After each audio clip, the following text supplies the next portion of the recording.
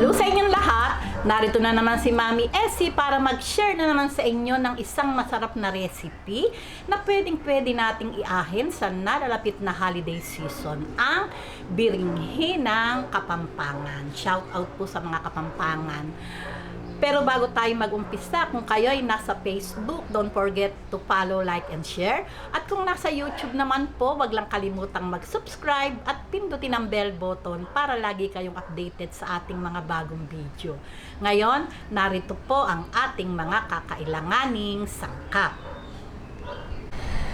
Gagamit po tayo ng kalahating kilong malagkit o 3 cups na malagkit. Hinugasan ko pong malinis at ibinabad ko po ng 1 oras at kalahati hanggang 2 oras. Gagamit po tayo ng kalahating kilong manok, 8 pirasong hotdog, 4 na pirasong itlog, kasi po walang itlog pugo akong nabili, kaya ito na lang po yung aking gagamitin. Inilaga ko na po ito. 1 carrots na malaki, bawang, 1 sibuyas, kahit po anong kulay ng sibuyas ay pwede, 1 teaspoon asin, 2 teaspoon pamintang pino, 1 chicken cubes, patis, 2 tablespoon, turmeric, ito po ay 1/4 cup na turmeric, pasas, 1 bell pepper, at ito po ang ating green peas. Gagamit din po tayo ng 3 cups na kakanggata o coconut cream at 1.5 cup na coconut milk o pangalawang piga ng gata. Okay, ngayon, umpisahan na po natin yung pagluluto. Ngayon, umpisahan na po natin ang paggigisa. Lagay po natin ang bawang. Ayan, at hintayin lang mag light brown. Lagay po natin ang sibuyas. Ayan. Dagdagan lang po natin ng konting oil at masyadong onti ang oil.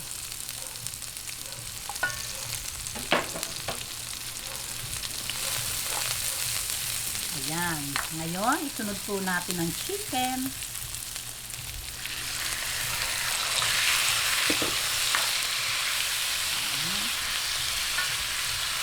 Atin lang pong gisa-gisahin hanggang mag-light brown.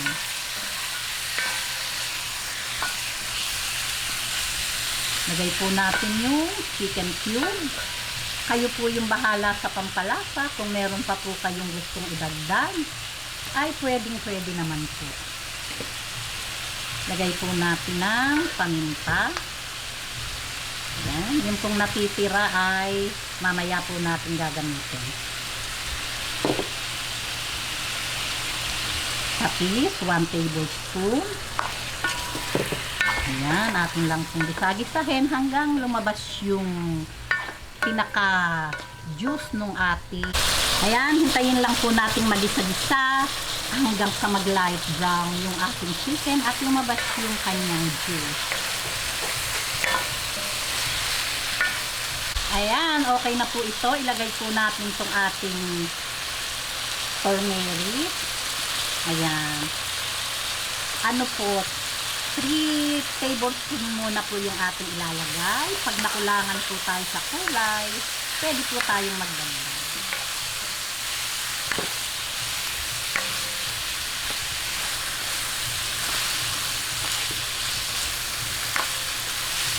Lagay po natin yung ating bell pepper.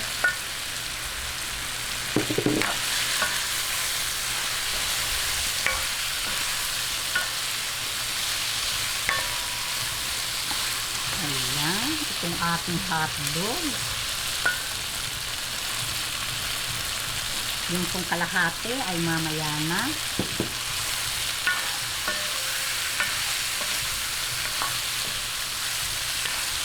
Ayan, talaga naman pong napakabango. Lagay po natin itong 1.5 cup na pangalawang piga ng gata. Medyo lang po ating pakuluin ng bahagya.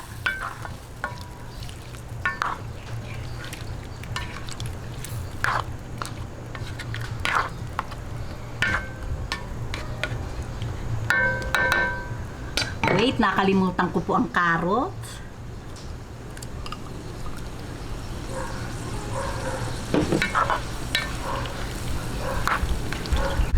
Ayan, pagka po ganyang kumukulo na, ilalagay po natin tong ating 3 cups na kakanggata.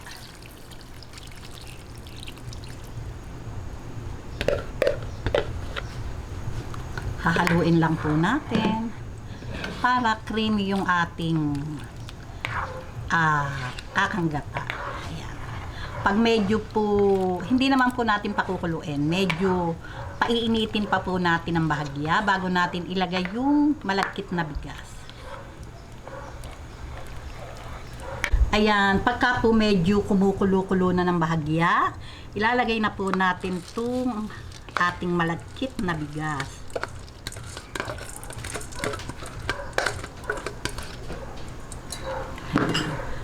Ito po, syempre, hahalo-haluin natin yan. Hindi po natin titigilan ng halo hanggang sa ma-reduce yung kanyang sabaw.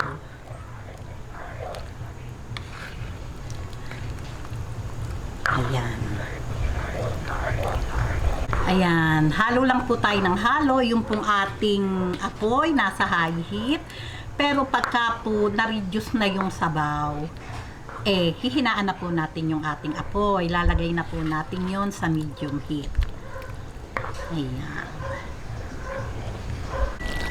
Ayan, pagka po ganitong reduce na po, na-reduce na po yung kanyang kakanggata, ilagay na po natin yung natitira pang patis. Itong ating salt and pepper.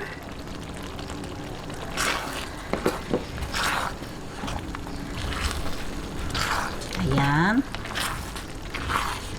Ngayon, atin na po itong tatakipan at ilalagay po natin sa medium to low heat yung ating apoy.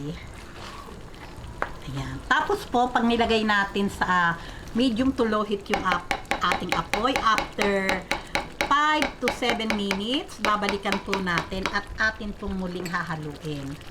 Okay. Ayan, after 7 minutes, ayan, tuyo na po yung ating kakanggata. Lalagay po natin yung natitira pang ibang ingredient.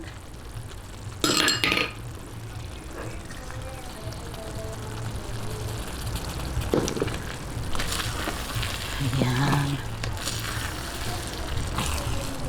Atin pong hahaluin ulit.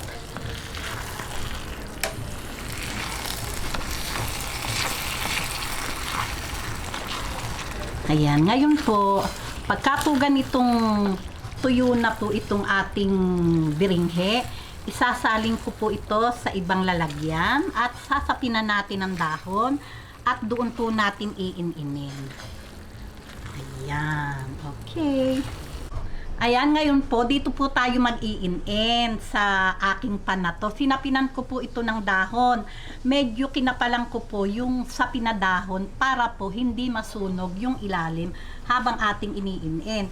Ngayon, may lugar naman na walang dahon, siguraduhin lang po natin yung ating pagsasalangan ay makapal.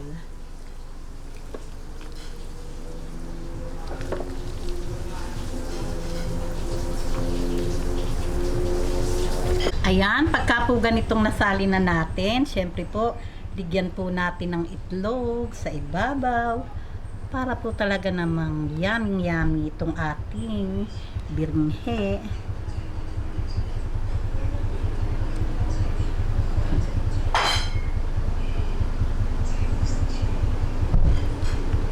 Ayan, ngayon, dagdagan po natin ng hotdog sa ibabaw. Ganyan lang po para po talagang katakam-takam yung ating biringhe.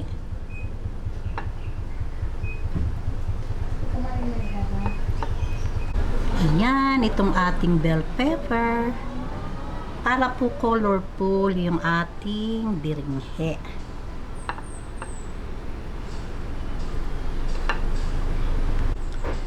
Ayan. Yung pong ating apoy, patay pa po yung apoy ko habang tayo ay nagdi-design. Ang ating green peas.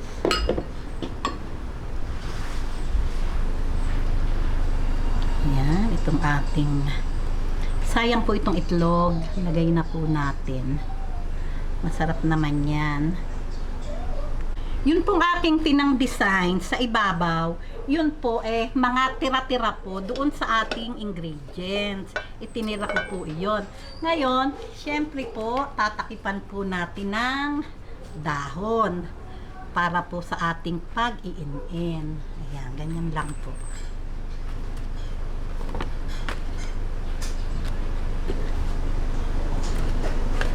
Ay, hindi pala ito.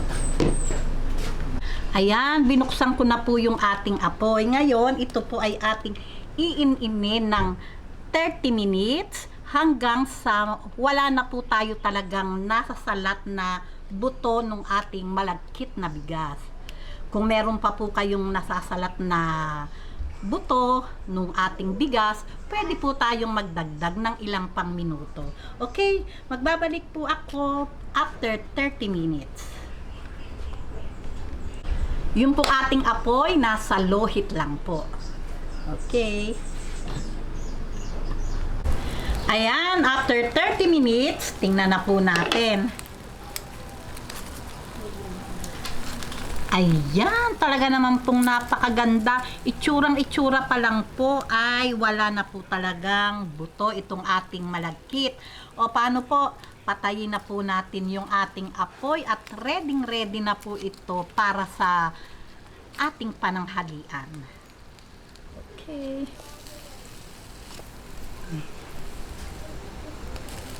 Ayan, heto na po ang talaga namang katakam-takam na biringhe. O di po ba? Pag ito po ay naiahin natin sa kahit anumang okasyon, talaga naman pong matatakam yung kakain sa dami lang ng ricado. At yung po talagang amoy napakabango. O di po, pagawin nyo na po ito sa nalalapit na holiday season at meron na kayong isang masarap na recipe. O paano po, hindi ko po mabuhat dahil talagang mabigat at bagong-bagong luto. Kung nagustuhan nyo ang video na to, huwag lang kalimutang mag-likes and don't forget to share and subscribe. Babuus!